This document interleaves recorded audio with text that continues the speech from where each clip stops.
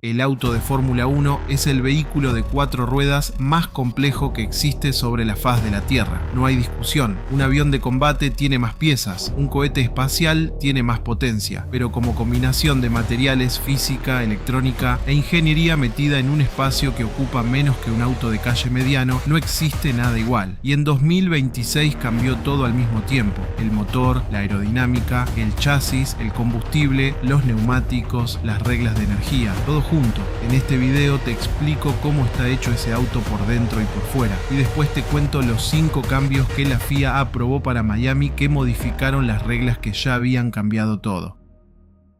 Arrancamos desde el principio, suscríbete y activa la campana.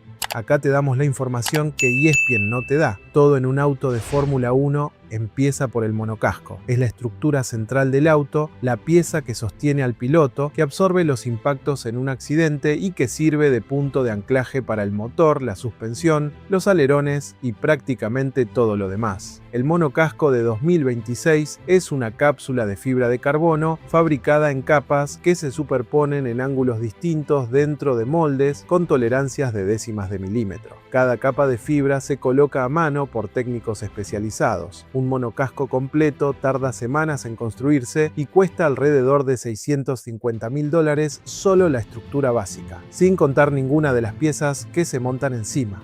La fibra de carbono tiene una resistencia a la tracción, que es la fuerza que se necesita para romperla estirándola, de alrededor de 3.500 megapascales. El acero estructural que se usa en edificios tiene entre 250 y 400 megapascales. La fibra de carbono es entre 8 y 10 veces más resistente y pesa 4 veces menos. Por eso se usa en la Fórmula 1 y no en los autos de calle. No es que nadie lo intentó, es que fabricarla cuesta una fortuna, y en la Fórmula 1 ese costo se justifica porque cada kilogramo ahorrado en el chasis es un kilogramo que el equipo puede redistribuir estratégicamente como lastre en la posición que más conviene para el manejo del auto.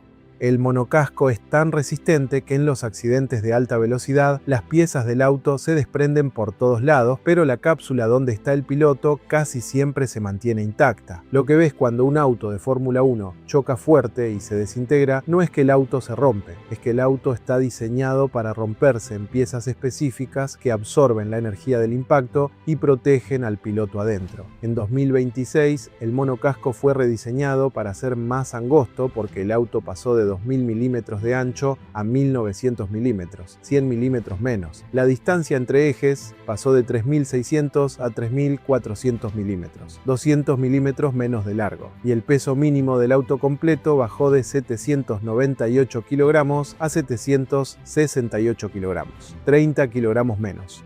Para que tengas referencia, 768 kilogramos es menos que 2 jugadores de rugby juntos con todo el equipo puesto, y eso incluye al auto entero con el piloto adentro. La fibra de carbono es el material estrella, pero no trabaja sola. Hay toda una familia de materiales que se combinan en distintas partes del auto según lo que cada zona necesita. El titanio aparece en las partes que necesitan soportar calor extremo y fuerza al mismo tiempo. El halo, del que vamos a hablar en un momento, está hecho de titanio. Los sistemas de escape por donde salen los gases a más de 800 grados centígrados son de titanio. Las tuercas de las ruedas que los mecánicos aprietan y aflojan en menos de 2 segundos durante los pit stops son de titanio.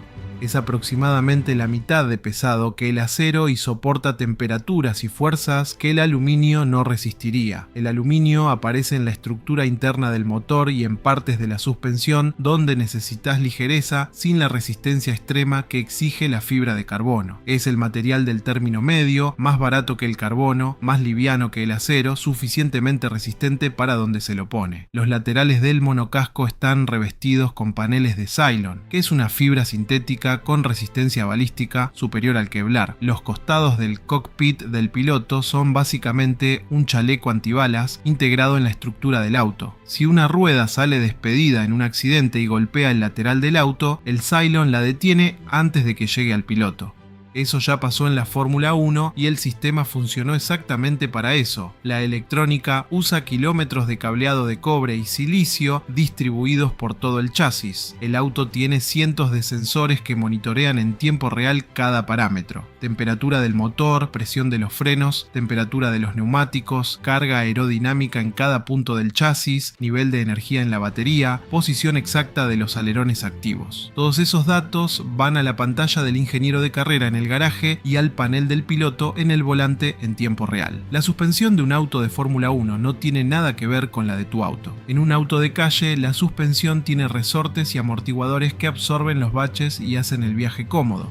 La comodidad no existe como objetivo en la Fórmula 1. El objetivo es el control absoluto de la rueda en todo momento. Los autos de Fórmula 1 usan suspensión de doble triángulo superpuesto, con brazos rígidos de fibra de carbono conectados a la mangueta de la rueda por un lado y al chasis por el otro. La fuerza que llega de la rueda se transmite hacia los amortiguadores y muelles que están guardados dentro del chasis, lejos del flujo de aire, para que no interfieran con la aerodinámica. Esa configuración se llama push rod en el eje trasero de la mayoría de los autos de 2026, que significa que una barra empuja hacia arriba para comprimir el amortiguador. Otros equipos usan pull rod en el eje delantero, donde una barra tira hacia abajo. La elección de uno u otro no es mecánica, sino aerodinámica. Cambia dónde quedan los componentes dentro del chasis y eso afecta cómo fluye el aire alrededor del auto. Los amortiguadores son hidráulicos y se ajustan con precisión quirúrgica antes de cada clasificación y cada carrera. Los ingenieros deciden qué tan rígida o blanda va a ser la suspensión en cada rueda por separado, qué altura sobre el suelo va a tener el auto a distintas velocidades y cómo va a reaccionar a las características específicas del asfalto de ese circuito. Esa altura sobre el piso es crítica. A medida que el auto acelera, el flujo de aire que pasa bajo el chasis genera carga aerodinámica que aplasta el auto hacia abajo.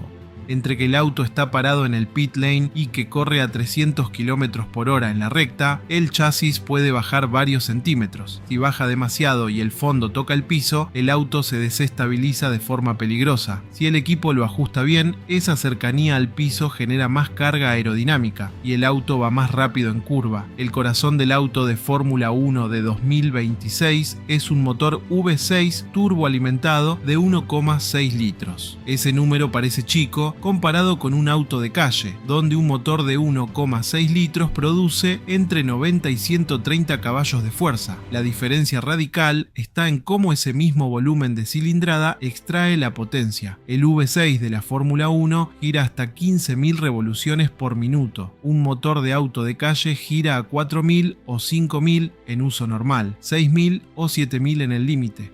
15.000 es más del doble y tiene un turbocompresor que gira hasta 150.000 revoluciones por minuto, forzando más aire dentro de los cilindros del que entraría de forma natural. Más aire mezclado con más combustible significa más combustión y más potencia por cada vuelta del motor. El resultado es un motor de combustión que produce alrededor de 550 caballos de fuerza solo con la nafta, pero ese es solo el 50% de la historia. La otra mitad es el sistema eléctrico.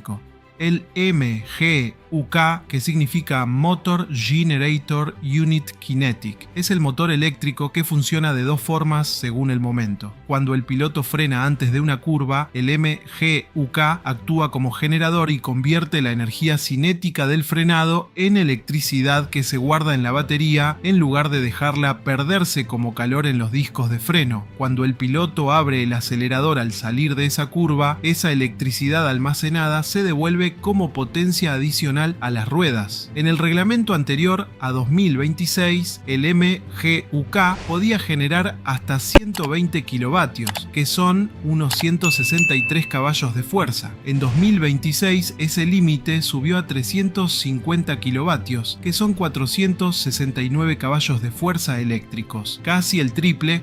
Y esa sola cifra explica por qué el auto de 2026 se maneja de forma completamente diferente a cualquier Fórmula 1 anterior. El componente eléctrico pasó de ser un asistente menor a ser un protagonista de igual peso que el motor a nafta. La potencia total combinada es de alrededor de 900 caballos de fuerza, en un auto que pesa 768 kilogramos con el piloto adentro. Para que lo dimensiones, el auto más potente que podés comprar en Argentina Hoy tiene entre 500 y 600 caballos y pesa cerca de 1500 kilogramos. El auto de Fórmula 1 tiene 900 caballos y pesa la mitad. En 2026 también desapareció un componente que existía desde 2014 llamado MGUH, que era un motor eléctrico conectado al turbocompresor que recuperaba energía del escape.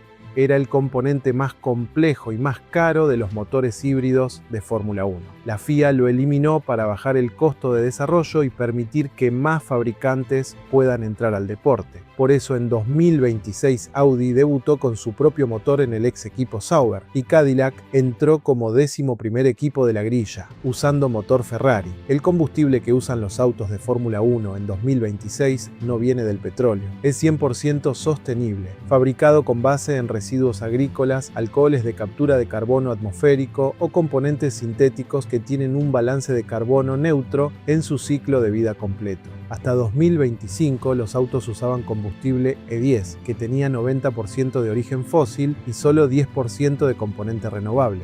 El salto a 100% sostenible no es solo una decisión ambiental, tiene consecuencias técnicas reales. Las características de combustión de estos combustibles son distintas a las de la nafta derivada del petróleo. La velocidad a la que se propaga la llama dentro del cilindro, la temperatura máxima que alcanza la combustión y la eficiencia térmica del proceso son parámetros que los ingenieros de motor tuvieron que recalibrar desde cero. El reglamento de 2026 mide el combustible de forma diferente a todos los años anteriores. Ya no se habla de litros, sino de flujo de energía. El límite es 3000 megajulios por hora.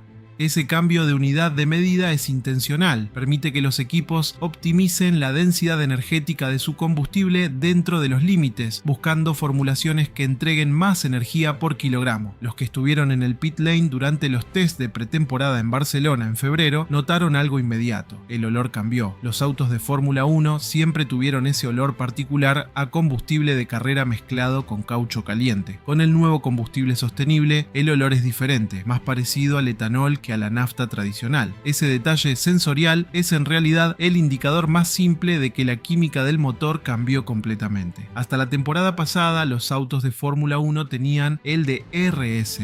El Drag Reduction System era una ranura que se abría en el alerón trasero para reducir la resistencia aerodinámica en las rectas y permitir adelantamientos más fáciles. Solo se podía usar si el auto estaba a menos de un segundo del auto de adelante, en zonas específicas del circuito. Era una herramienta diseñada exclusivamente para facilitar que los autos pudieran pasarse. En 2026, el DRS desapareció. En su lugar existe aerodinámica activa completa. Los alerones delantero y trasero pueden cambiar su ángulo de forma automática durante toda la vuelta. El sistema tiene dos modos. El modo X, que es el modo de recta, aplana los alerones al máximo para reducir la resistencia aerodinámica hasta un 55% respecto a la posición de máxima carga.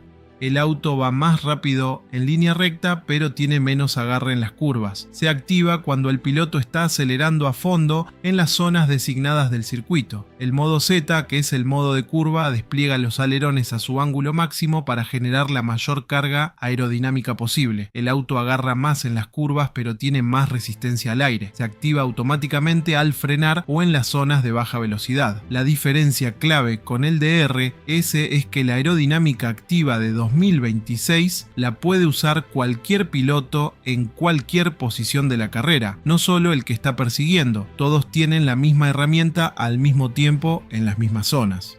El resultado es que los adelantamientos en recta ya no son un privilegio del que viene atrás. El de adelante también puede aplanar el ala y escaparse más rápido. Además existe el Overtake Mode, que funciona como un empujón extra de energía eléctrica del MG U-K disponible cuando un piloto está dentro de un segundo del auto de adelante. Es el sucesor conceptual del de RS, pero funciona con electricidad en lugar de mecánica de alerón. Según las mediciones de la FIA, la carga aerodinámica total se redujo entre un 15 y un 30% respecto a los autos de 2025. La resistencia aerodinámica se redujo hasta un 55%. Eso significa que los autos de 2026 son un poco más lentos en las curvas, muy rápidas pero bastante más veloces en las rectas largas. El balance general favorece los adelantamientos porque los autos pueden seguirse de más cerca sin que el aire sucio del auto de adelante desestabilice tanto al que viene detrás. Entre 2022 y 2025, los autos generaban entre el 60 y el 70% de su carga aerodinámica total desde el fondo del chasis, usando canales Venturi, que son túneles con forma específica que crean una zona de baja presión entre el piso del auto y el asfalto. Esa baja presión aspira el auto hacia abajo con mucha fuerza sin necesidad de alerones grandes que generen resistencia al aire. Se llamaba efecto suelo. En 2026 esos canales Venturi desaparecieron. El fondo del auto volvió a ser plano, con un difusor trasero más grande que antes para compensar parte de la pérdida de carga.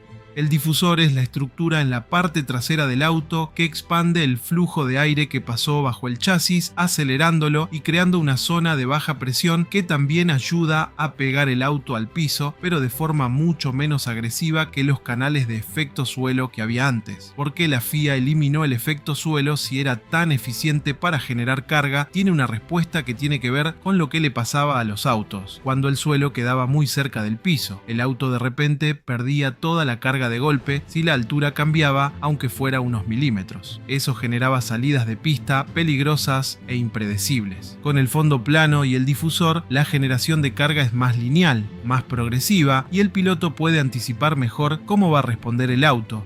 El halo es la estructura de titanio en forma de sandalia que rodea la cabeza del piloto en la parte superior del cockpit. Se introdujo en 2018 y desde entonces salvó vidas en accidentes donde sin el halo el resultado hubiera sido catastrófico. Está fabricado en titanio de grado aeroespacial, el mismo que se usa en turbinas de avión. Pesa entre 9 y 10 kilogramos. Puede soportar cargas de hasta 125 kilonewtons, que equivalen al peso estático de 12.700 kilogramos aplicado directamente sobre la estructura. En términos más simples, el halo puede soportar que un camión de 12 toneladas quede apoyado encima sin que la estructura ceda. Cuando se introdujo en 2018, muchos puristas del automovilismo se opusieron estéticamente.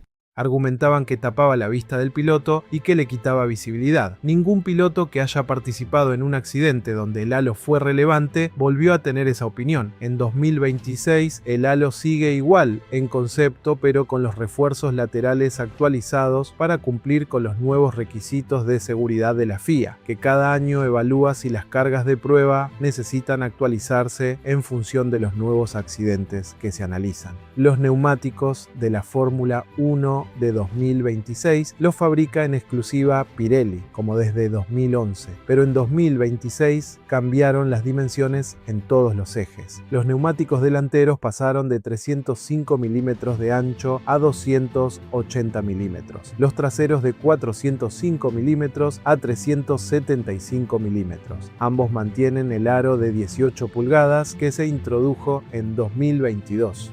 Son más angostos porque el auto más pequeño y liviano de 2026 no necesita la misma superficie de contacto que los autos anteriores para generar el mismo agarre, y los neumáticos más angostos generan menos resistencia aerodinámica lateral. Pirelli trae a cada gran premio 3 compuestos de neumático seco, numerados del 1 al 6 según su dureza. El 1 es el más blando, agarra muchísimo pero se desgasta en pocas vueltas. El 6 es el más duro, dura muchas vueltas pero tiene menos agarre. La elección de qué compuesto usar y cuándo cambiar neumáticos en carrera es una de las decisiones estratégicas más importantes del fin de semana y puede cambiar completamente el resultado de una carrera que parecía definida.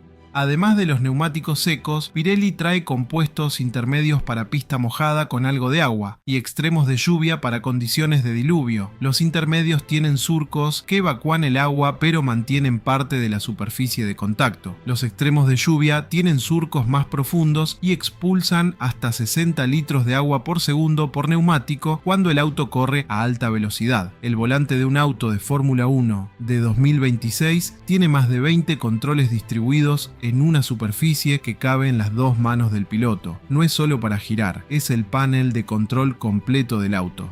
Tiene paletas detrás del volante para cambiar las marchas hacia arriba y hacia abajo, porque la caja de cambios de Fórmula 1 es de 8 marchas y se maneja sin usar el embrague una vez que el auto está en movimiento, solo al largar desde parado. Tiene botones para activar el modo X de aerodinámica activa en las rectas, el Overtake Mode cuando el piloto quiere el empujón eléctrico extra, y el modo de gestión del ERS, que decide cuánta energía guardar y cuánta gastar en cada sector de la vuelta. Hay controles para ajustar el balance de frenado entre el eje delantero y trasero en tiempo real desde el cockpit, lo que el piloto puede modificar durante la vuelta según cómo siente el auto.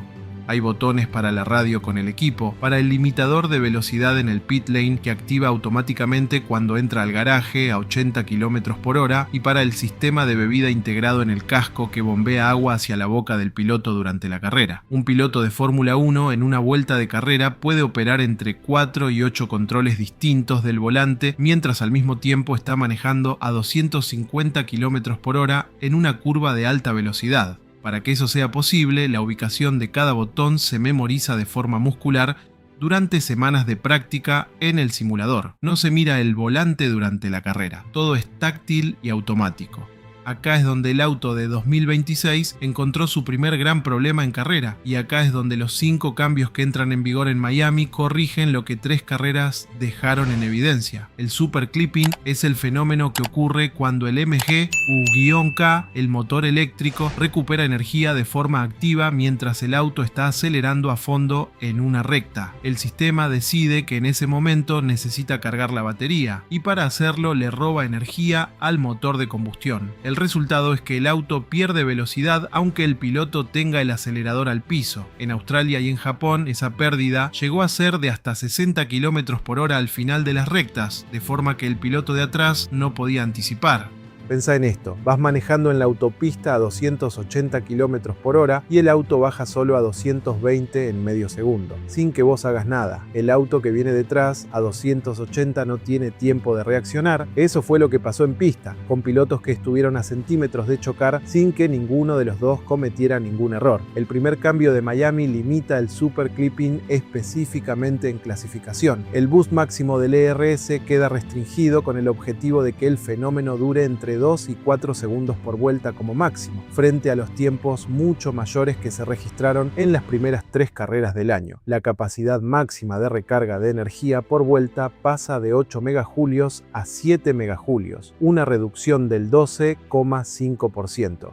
Un megajulio es una unidad de energía. Para que lo dimensiones, es aproximadamente la energía cinética de un auto de 1000 kilogramos chocando a 160 km por hora. ¿Por qué este número importa? Cuando el sistema tiene que cargar 8 megajulios por vuelta, la urgencia de recuperar energía en cada momento disponible es alta. El MG-K intenta cargar de forma agresiva en cualquier oportunidad, incluyendo las rectas donde el super clipping es más problemático. Al bajar el objetivo a 7 megajulios, el sistema necesita recuperar menos, entonces no actúa de forma tan urgente ni tan intrusiva. Es exactamente igual que lo que pasa con un celular que necesita llegar al 100% versus uno al que le alcanza con el 88%.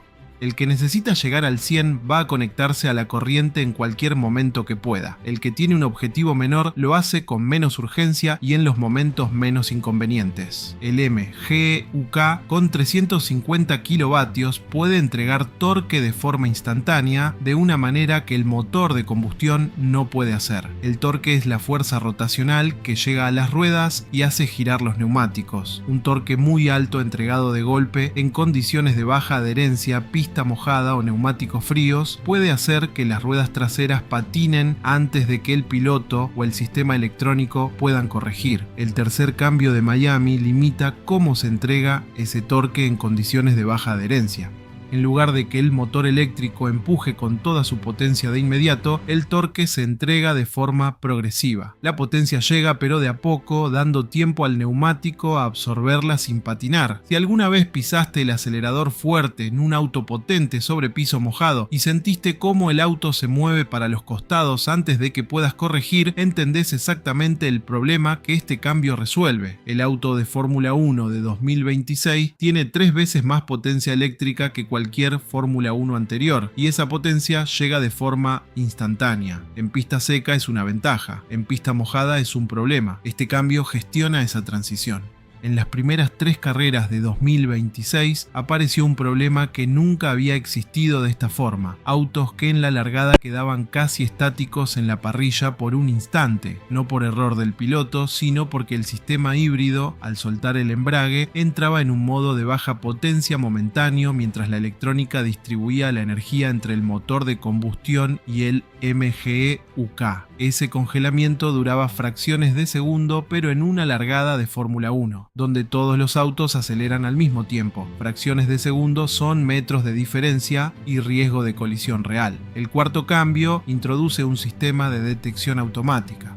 Si el sistema identifica que un auto arranca con aceleración anormalmente baja tras soltar el embrague, activa un boost de potencia automático para compensar, y además enciende luces intermitentes traseras y laterales para advertir a los autos de atrás que ese auto va más lento de lo esperado. La FIA lo va a probar en Miami antes de implementarlo de forma definitiva en el resto del calendario. Es como el sistema de balizas de emergencia de los autos de calle, pero automático, en una fracción de segundo, en el momento más crítico de la carrera. El reglamento de 2026 incorporó múltiples señales luminosas nuevas para indicar el estado del sistema eléctrico, el modo de aerodinámica activa y otros parámetros técnicos que antes no existían.